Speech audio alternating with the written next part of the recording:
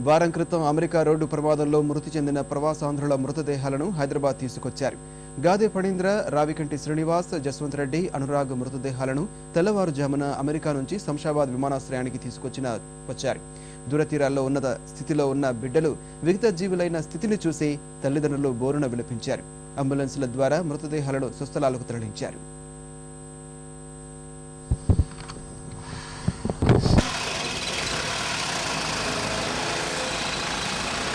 భగవంతుడు అన్యాయం చేసేసిండు. చిన్నపిల్లలు కాదు, చిన్నప్పటి నుంచి పెంచి విదేశాలకు పంపించి పై చదువుల కోసం విదేశాలకు పంపించి అక్కడ ఉద్యోగాలు చేస్తూ బాగుపడ్డారు అనుకునే సమయానికి పెద్ద కొండలు తీసుకొచ్చి తల్లిదండ్రుల మీద ఎత్తేసేసారు. పిల్లల్ని కలవనుకుంటే తీసుకెళ్ళిపోయారండి. ఇలాంటి తక్కువ రాత ఉన్న పిల్లల్ని మాత్రం భగవంతుడికి ఏ తల్లిదండ్రులకి ఇవ్వకూడదు.